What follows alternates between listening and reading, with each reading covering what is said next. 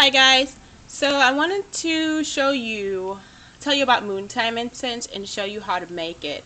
So basically Moontime is when a woman gets her menstruation, and it's called Moontime because it corresponds with the phases of the moon.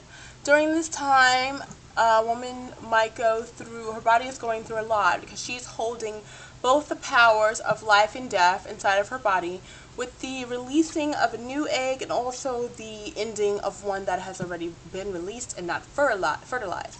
This also makes a woman very powerful during this time, but she can also be going through discomfort with hormonal changes and hormone changes and things like that. So one way to help a woman cope with this type of thing is to either drink herbs that can help her go through the process easier, or she can do other methods like burn incense.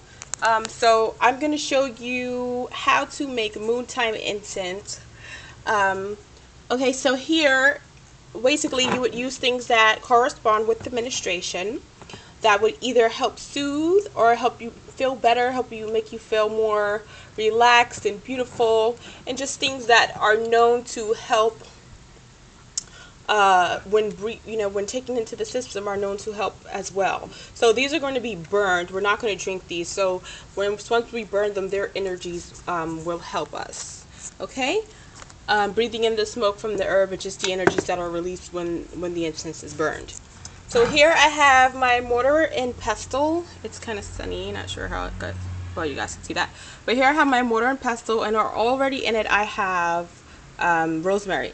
So my Moontime incense consists of rosemary, lavender, rose, cinnamon, and frankincense. And you can adjust the herbs depending on what you like, and also you can adjust the amount that you put in. I'm putting in the herbs that I like the best, so this is my recipe, but it can be altered. Okay, so I've already, let's see if I can get this out of the sunlight. I've already started to grind up the rosemary. Okay, and this is a stick that came out of there. You just want to remove any large pieces like that. Just grind up the rosemary. And you're going to grind up each herb but separate.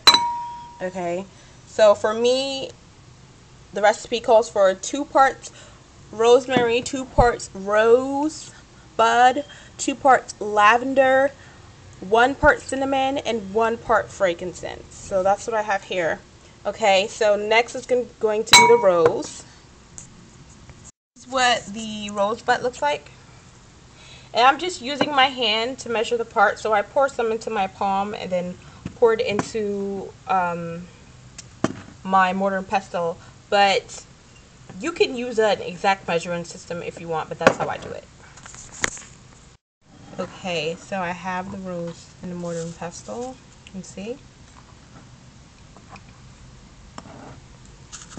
I'm going to start to grind it up.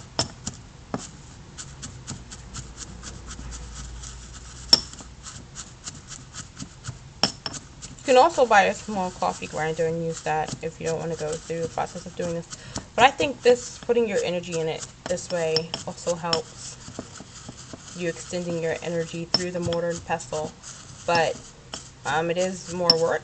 You can also just charge the herbs afterwards if you use a grinder. Okay.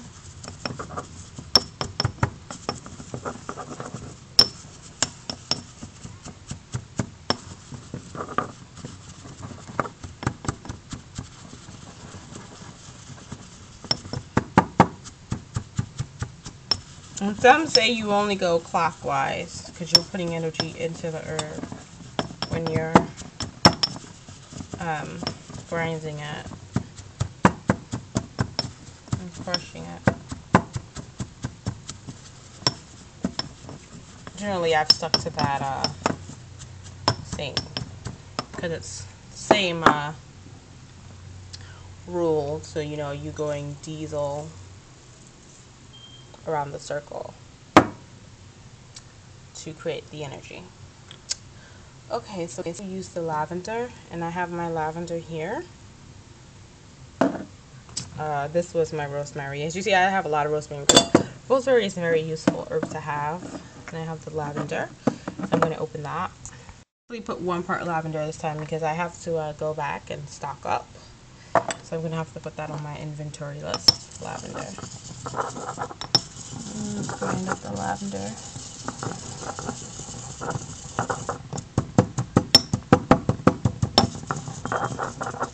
It smells so good. It's already making me relax. I've been having a pissy day, okay? I'm like, let me make some Moontime incense and just relax. Oh, this smells so good. Oh my god.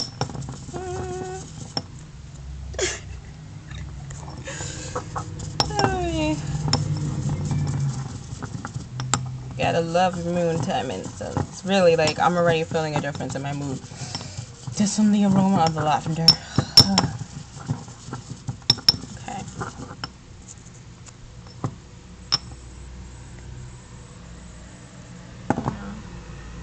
So next is the cinnamon. I'm using 1 part cinnamon and 1 part frankincense. This is a cinnamon. I'm not sure how this is gonna work. I'll see if I can break this up. If not, I'll use a powdered cinnamon that I have. Working, I kind of just crushed it with my pestle. Is it pestle or pestle? I've always said pestle. But I've heard someone say pestle before. I don't know. Oh my god, that cinnamon smells heavenly. And this is why I like to use the sticks, because it is fresh and it's like the closest thing to, you know, it's the real deal. Where they'll grind it up. Just get to do this yourself. That cinnamon smells so good.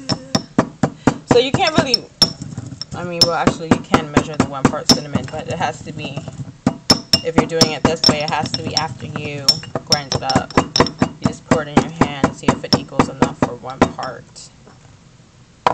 I'm going to try that. I'm just going to put you guys.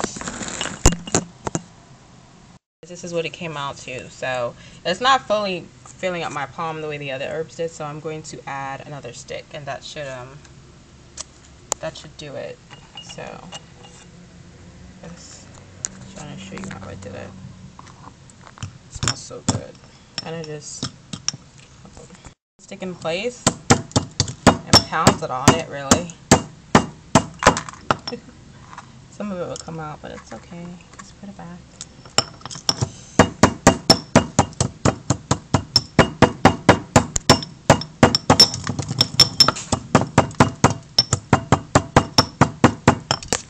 We're able to break that stick down into this. That can fit on top of a charcoal block. So that's good.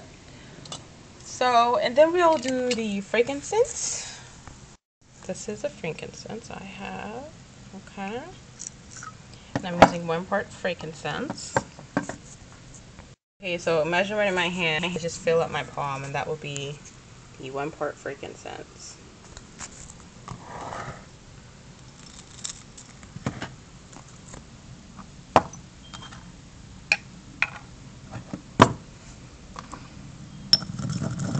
This is actually quite easy to grind up because it's a resin, so it's dried and veiny like. Once you start grinding it, it should grind into a nice powdery like substance. That's what we got from that. It smells so good.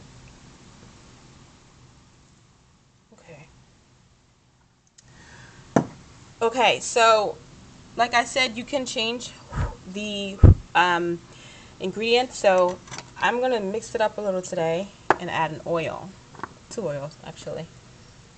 I already have 1 oil I'm gonna add. Now this is from a Botanica, and this, as you see, I put tape on it because this was an oil. It said St. Michael's. So the Botanica, I don't know if many of you have them in your area, but they sell things like oils that can do certain purposes. Like I have another one here come to me oil, like for love and lust and honeysuckle, or things like that. So really, if you look at the store, it's like has a Catholic theme. But if you look at it and see, like, they sell certain candles for certain saints, they might sell certain statues for certain saints. A lot of what they have in Santeria stems from Africa. Because in all, we're all the same people. And once we migrated out into those areas, we kind of took that faith, and then it changed along with the cultural changes. And then when you had the conquerors who came into the land and took over the people and subjected them to their religion, a lot of those things got mixed into the original faith. So you have in the Santeria, you have a little bit of the Christian faith mixed with, have African gods that are turned into Christian gods, given a different name, and the practices changed in. So you kind of get a mixture of the Christian faith along with other faiths, but you still have that aspect of magic. So if you go into the Botanica, you can find a lot of things there like that. Like they had a spell book in the Botanica about controlling and getting what you want. And they might have magical candles or magical washes and things like that. But if a Catholic person was to go into the store, they would probably think it was like a Catholic store, not knowing the history behind the store. Okay, so this one was called St. Michael's oil, but of course I put this, so I researched to see who St. Michael came from, and it was actually a god known as Nanar, who was a moon god. Okay, and his purpose was from the Sumerian people, the first ancient people, one of the first ancient people, the Sumerian people, and his purpose was to rid bad influences. So he came from, that was a West African belief. He helped, in the West African belief, he helped guide souls through the underworld and fight off negative entities. So later on, he got turned into, Nanar got turned into St. Michael.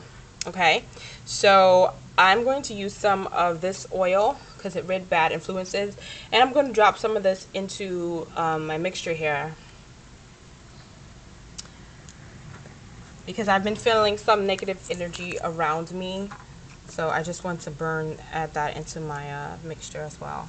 And probably because, it is my moon time, I might be having a stronger,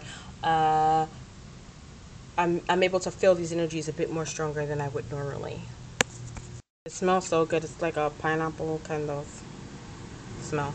Okay, no real system for this. Just going to drop it.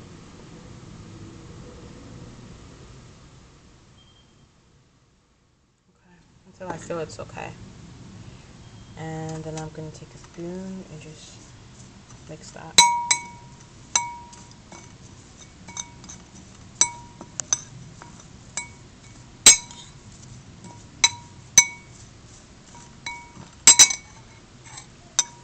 I think I'll drop a little bit more.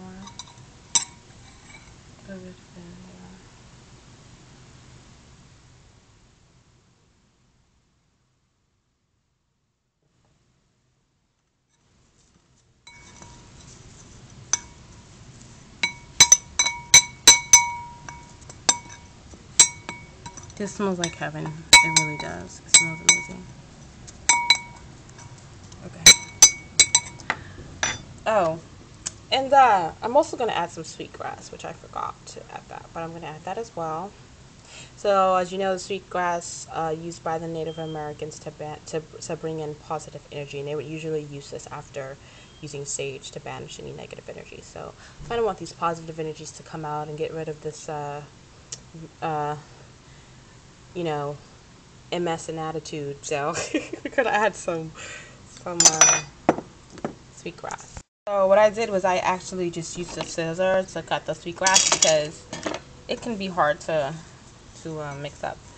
Okay, so now next what you would want to do is to charge it up with your intent. So you can name each herb and ask each herb, tell each herb what it is you want it to do, or just kind of put your energy into this mixture to make the energies of the herbs even stronger. Touch the mixture, visualize yourself feeling good, feeling happy, just this mixture just healing your body and making you feel amazing. And touch the mixture and visualize the energies from the herbs just radiating out of the herbs and out of the bowl. And you're just kind of evoking the energy that's already in each herb and awakening it. Okay. And then once that's done, I'll show you the container I use to put it in. I'm not going to charge it on camera. You don't, that should be like a sacred thing that you do. But I do want to show you the bottle that I'm planning to put it in. One thing I like to do is when I buy candles, small candles, and also larger ones, but that have these kind of lids that fit on really tight, like this. See how that goes on in there? This was once a candle. It was for a vanilla candle. And I burnt it down, and I saved the bottle, and what I did was I poured hot water in here. So I boiled some hot water in a teapot, and then I poured hot water in here to cleanse it out. It took about 3 tries, and you see it's still a little wet, but I'm gonna let this air dry, and then I'm going to put the finished product into this bottle. And that's one way that you can recycle, and it's awesome for holding herbs. It's air, it's a good investment. You get 2 uses out of it. A long time jar to use for holding your incense in. 2 other bottles I did that with. One here, this was for a little baby Patron, the little small Patron bottles, and this is for this is fall incense in this one. And this one is a larger Patron. Lots of Patron. This is full moon incense in here. So I got this idea from the Patron bottles. I got that idea from Tiptoe Chick. And I actually got this Moontime incense idea from Crafty Witch. But our recipe differs. But I've tried this recipe before and I loved it. So yeah. Okay guys, that's it. I hope you guys enjoyed the video and that it was helpful for all the ladies out there when they're going through their moon time. Hopefully this is something you might want to try, and let me know how it works. Okay, I'll see you later. Peace, love, and blessings.